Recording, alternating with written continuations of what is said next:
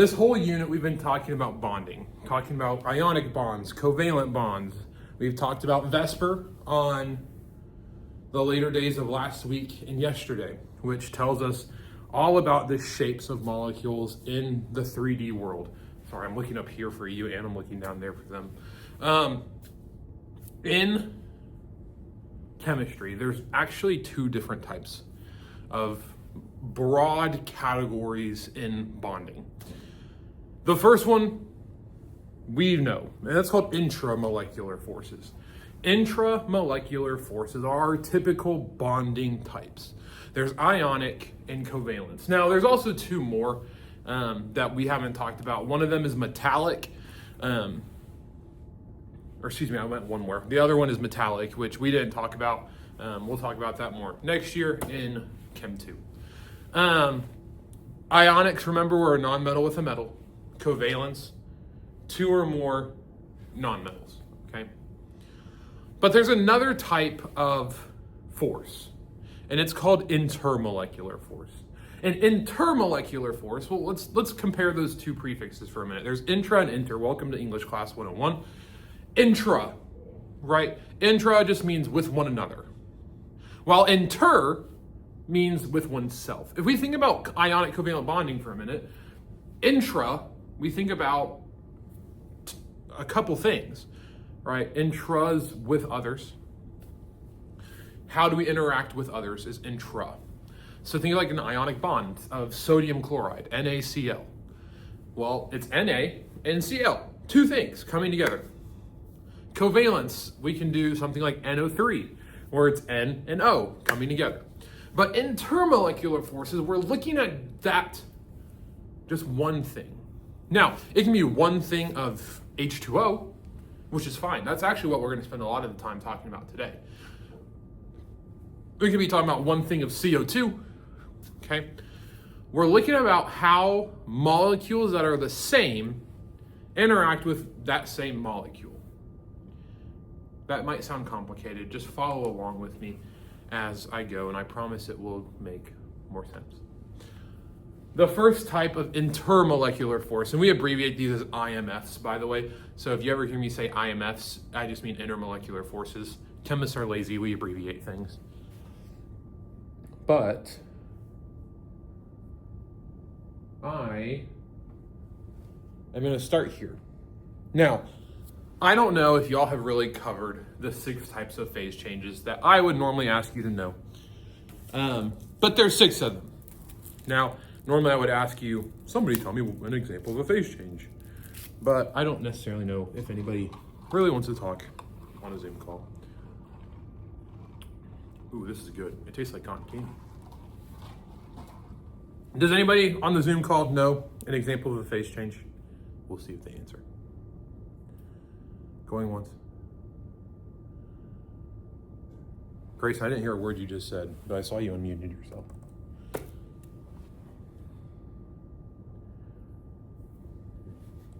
Wait, I wonder if you're playing through the projector. Oh yeah, you might be. Grayson, say that again. I think you're coming through the projector. A solid to a gas. Yeah, there he is. Yeah, he said a solid to a gas. Do you know what that is? Like the name of that change? No idea. Fair enough. A solid to a gas. That's a great example. That is called a sublimation. Okay, there's 6 or 5 other ones. Evaporation, condensation, sublimation, deposition.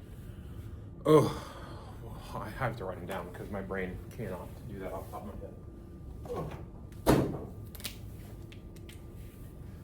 There's evaporation, sublimation, deposition, melting, freezing, and condensation. Now, these aren't in order or any particular order, but these are 6 different phase changes. And a phase change is just going from one state of matter to another. For example, evaporation. If you think evaporation, you're probably thinking, oh, the water cycle. We've been doing that since elementary school. where you know that's when you go from liquid water to gas water, aka steam. You've probably heard of melting before. I would hope you have. Hopefully all the snow and ice melts because I had to go through the trenches to get to school today. But melting would be from a solid to a liquid. And so on down the list. Hi, Reagan. Anyways, these IMFs that we're going to spend some time talking about today, that's what's responsible for all of these. Every state of matter, every phase change, the way that molecules, they work in our world in the macroscopic level is thanks to IMFs, because IMFs are what hold molecules together. It's how they are able to rub against each other. It's how that they structure each other. That's what IMFs are really responsible for. How matter structures itself at the atomic level. Okay. Moving on. This is the first guy that we have. His name is London dispersion. I don't drop my marker for the millionth time. I'm going to go over, there's 3 different IMFs we're going to talk about today. I'm going to talk about them in order from weakest to strongest. The first one that I have here on the board is London dispersion forces. LDFs is what we commonly abbreviate that as. So if you ever see LDFs, there's a lot of abbreviations this lesson. LDFs just mean London dispersion forces. Like I said, these are the weakest. Now, on the slide, I've written that it describes nonpolar molecules. Think back to the very beginning of bonding, actually, intro to bonding lesson. That was last Monday, Tuesday, question mark, I think. Last Tuesday, because we didn't have school Monday. A nonpolar molecule, remember, is something that's symmetrical. So you can cut it straight down the middle, and it looks the exact same left to right. Okay? A really, really good example of this is our favorite molecule in this class, methane. Methane is a phenomenal example of a nonpolar molecule. Also, for those of you that are on the Zoom call, you don't have to stay here the whole time if you really don't want to. Just watch the video later. I know you guys probably have your own things to do and other classes to go to, so feel free to pop out whenever you choose. Anyways, methane looks like this. And we know it's nonpolar because if I cut it down the middle, it looks the exact same left to right. Okay? London dispersion forces is the weakest because it is based upon momentary charges. We talked about how polar molecules, there's an uneven spread of electrons, while in nonpolar molecules, that spread is very even, but that's not always the case. Because you see, when a nonpolar molecule smacks into another nonpolar molecule, if it smacks into another copy of itself, well, it smashes the molecule together just a little bit.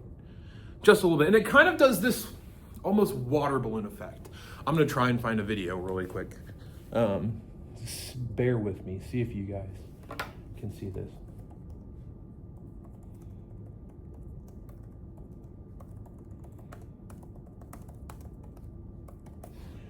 I'm going to have to reshare my screen, I think.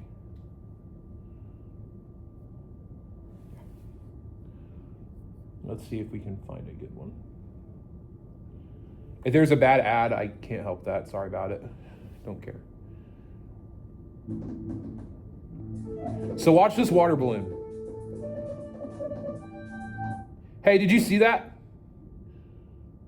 Did you see how when it first smacked into the ground here,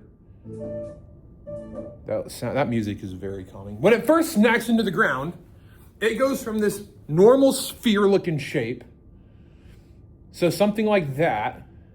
And then as it smacks into the ground, well, now it looks like this. Whoa, that was not the picture I was looking for, but it's okay. What's happening in a molecule is almost the exact same as what happens when a water balloon smashes. For those of you that are watching the YouTube video, that's what they're seeing.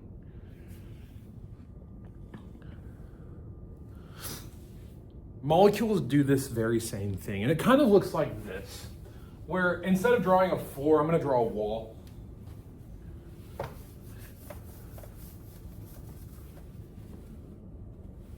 Here's my wall. No, sorry, you guys might not be able to see that. There you go. There's my wall. And I'm going to pretend I have this water balloon full of a CH4 molecule. And what am I going to do? Well, I'm going to throw it at the wall. And when it hits the wall, right here, it's going to do that same little water balloon looking thing, where it kind of looks like this shape. Can you guys see what I'm drawing up here? It looks like there's a glare, but I can't tell. Wait, can you see this? Yeah, we can see it. Okay. So we have this water balloon looking thing. When it hits the wall, it's going to form this new shape. Now this shape actually has what we call a momentary charge. Now this momentary charge is responsible for London dispersion, because the electrons are going from evenly spread in our normal CH4 molecule, which is what I just had on here. They're dispersing a little bit, and now they're becoming uneven. Do you see how we have this side on the left? Well, it's my left. I don't know what it is for you. Where it has this pointy edge. But then we have this side on the right, where now it's this flat edge. Well, these are momentary charges, where we actually have what we call slightly charges. That's what we're going to call these, where we have these slightly positive ends, and now we have these slightly negative ends. Where that little point, there's so very few electrons. All the electrons, when the balloon smacked into the wall, got smashed all the way over here. So now almost all the electrons are in that little flat edge. Well, if that has almost all the electrons, it makes sense that that's going to be negative, because we know electrons have a negative charge. Whereas this side over here, where there's all the electrons got lost, because they all got smashed that way. Well, this remaining edge, it might have one, it might have two, but it doesn't have anywhere near as much as the smashed side. So now it's slightly positive. It kind of lost some electrons. Now, the reason that this is so weak is because this is not permanent. That rebounds very quickly like a water balloon, and it will go back to being CH4 normal almost as soon as it bounces off. But the reason that this IMF is an IMF is because it doesn't just happen once. It happens over and over and over again. So what will happen is I'm gonna erase that dotted line. A new CH, we'll pretend this is a new CH4 molecule. Well, it's gonna come in, it's gonna bounce off that wall too.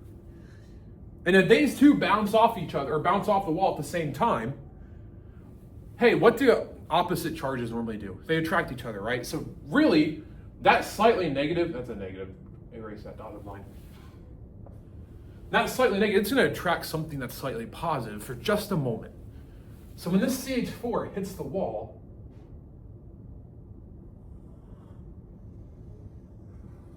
well, it's going to do the opposite sides. Where now a slightly positive side is right next to the slightly negative side. And the slightly positive side from the first guy is right next to the slightly negative side on the second. And then it will happen again with another molecule of CH4. Oh, but guess what? This one's going to do a very similar shape to what the first guy did, where we have slightly positive and slightly negative. And it will do that over and over and over and over again until this entire whiteboard's filled up. That's the principle of LDFs, but it's like a domino effect. It's very, very weak because it's very situational. Now, in real chemistry, in the real world, that line is really just other molecules. I just needed a starting point. So the wall here, that's just more and more CH4s stacked onto each other. But I needed a starting point, so I just made it a wall. Hopefully we feel pretty good. Biggest takeaways from this, it's the weakest. Only nonpolar molecules have it. That's the baseline, okay? Moving on.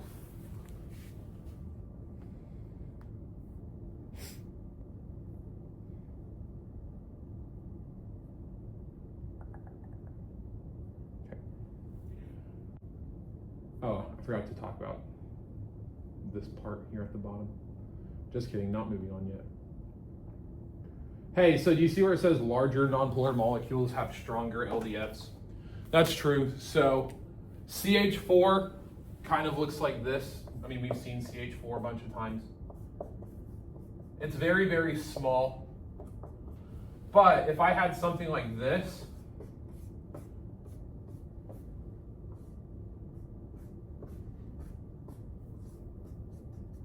pretend all these dashes are hydrogens. This is called pentane, or pent means 5, remember? And there's 5 carbons. So this is pentane. Pentane is going to have much stronger LDFs than methane because pentane is much, much larger.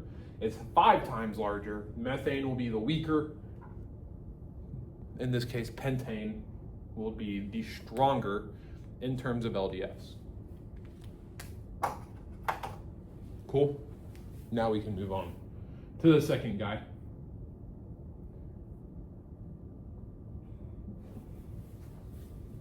This second guy, his name is dipole. We call him Dip. That's also what we call Grayson behind his back. That was just a joke, Grayson.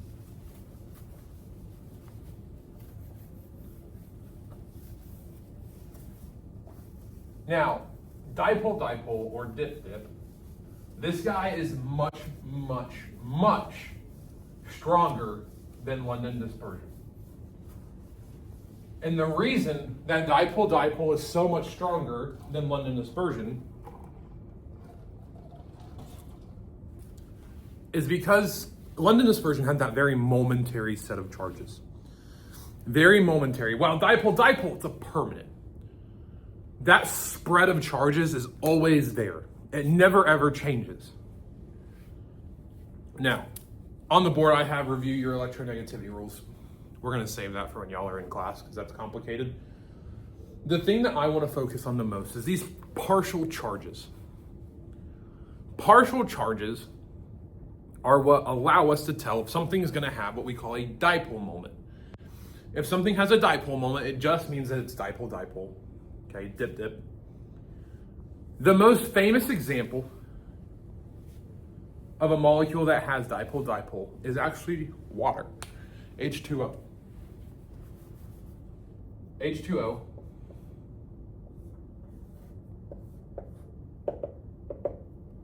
looks like this. H2O is bent. It has a bent geometry, if you were wondering. What makes this dipole? Hey, if you have your periodic tables out, look at your periodic tables. If you don't, for those of you at home, here you go, take a picture. Going once, twice, okay. For those of you at home, here you go. If you look at your periodic table, oxygen is much, much more closer to fluorine.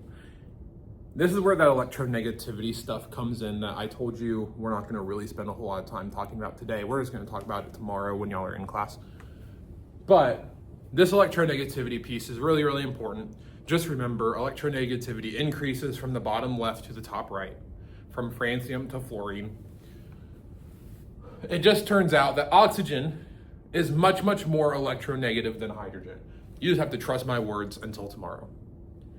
Oxygen is much, much more electronegative than hydrogen, which means because of that large difference,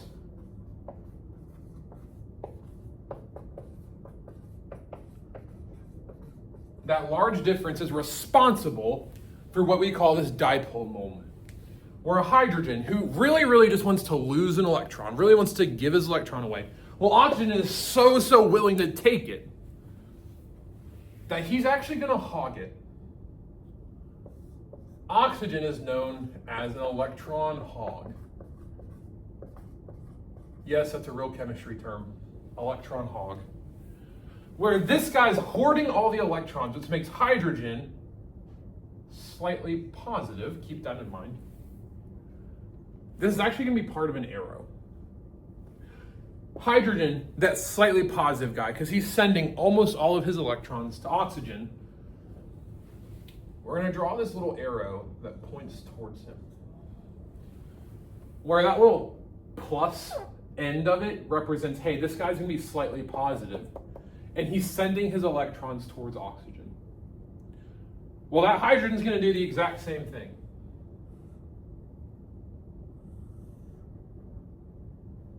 He's sending his one little electron mainly towards oxygen. And there's a very unequal share of charges, a very unequal share of electrons. Now that unequal share of electrons, well, guess what? That's going to make hydrogen, we just saw this in LDFs, slightly positive. And oxygen is going to be slightly negative. That fancy looking S thing, or half of an 8, whatever you want to call it, you guys can laugh at home, I don't care. This is a sigma. It is a lowercase sigma. But this is a permanent unshare of electrons. It will always be there. While in LDFs, I told you it was very momentary. It lines up perfectly for just a second, just a moment, not even a second. While in dipole, this charge is always there.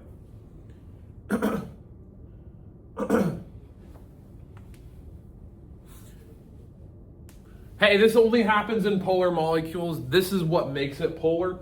That permanent state of unequal sharing of electrons, that's what makes it polar. You have a positive side, you have a negative side, you have a positive side. That can't ever go away. It's a polar polarity. Positives and negatives. I feel like I should be the only one in the building, and I feel like there's yelling and screaming down the hallway. Anyways. That's what I need you to know about dipole. Cool? One more. This next type of IMF, he's my favorite, but he is named the worst. He has the worst name in all of history. And his name is hydrogen bonding. His name is hydrogen bonding. He's the strongest of all of the IMFs. He is the absolute Chad of IMFs. This guy rules the kingdom. But he's so very picky about when he comes in. Let's start with why he's the worst named IMF. He's the worst named IMF because up to this point, I've told you, all of these guys, every IMF, all three of them, from LDFs, dipole, H bonds, that we're about to talk about, none of them are actual bonds. It's an attraction. We're focusing on positives and negatives. We're focusing on how molecules that are the same align themselves to form matter. There's no actual bonding in IMFs. The actual bonds come in ionics and covalence. That's intramolecular.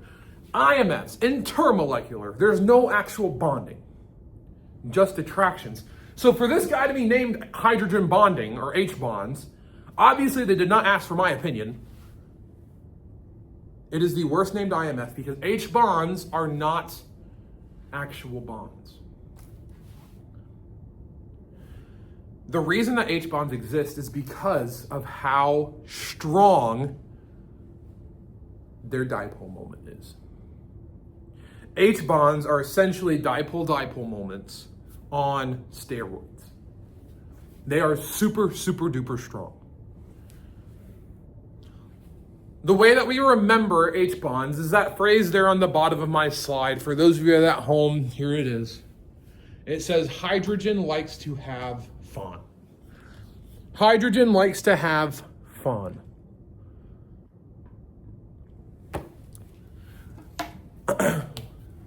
What that means is that anytime you have a molecule where there's a hydrogen bonded to a fluorine, an oxygen, or a nitrogen, you have H bonds, hydrogen bonding. One of the best examples, I could use water again here. Water is a really, really strong example of this. I'm gonna be different. I'm gonna choose this guy.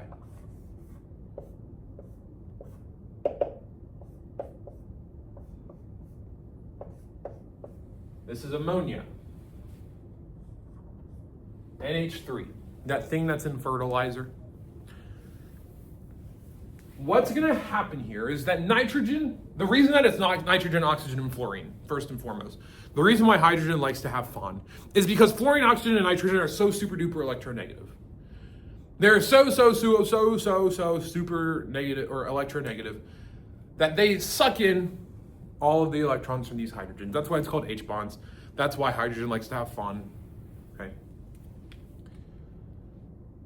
So when I have something like this, and we're basically going to have strong dipole moments. So if we draw those arrows like we just talked about, they're all going to face that way.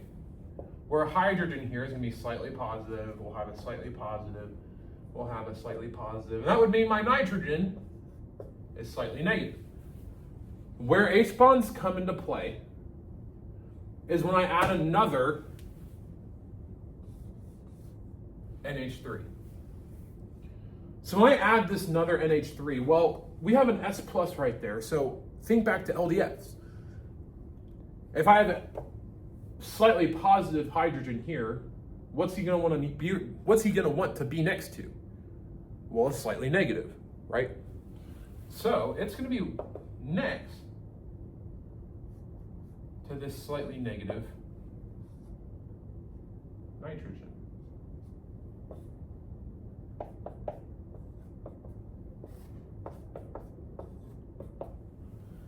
Hey, but then what about this guy? Now he's slightly positive. What's he going to be want to be next to? Oh my gosh, another slightly negative. Well, let's draw it.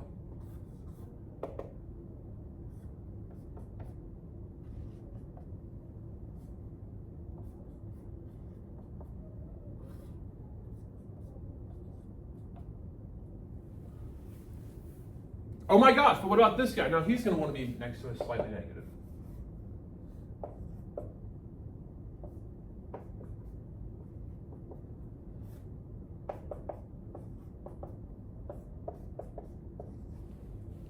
And it goes on and on and on and on. It's a continuous cycle until I fill out this entire whiteboard and then the entire wall. Hydrogen bonding is the strongest of all intermolecular forces. Because not only is its dipole moment permanent, it is the strongest type of dipole moment.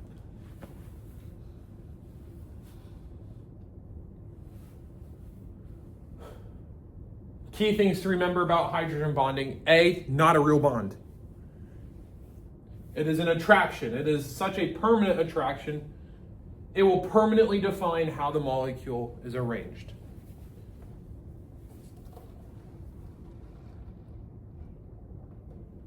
And of course, that hydrogen likes to have fun. Cool?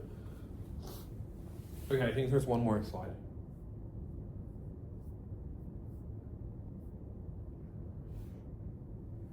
And this is melting points and boiling points.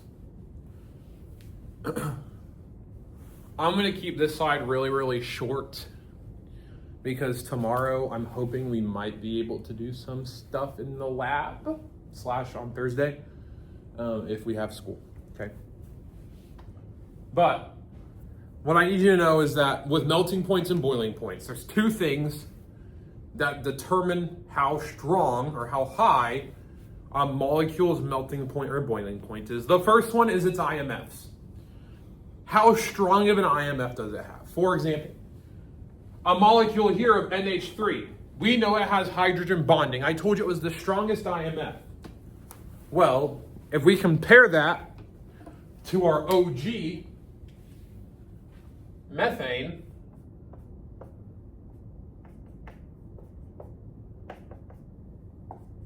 if we compare that to homie, right here, who only has LDFs,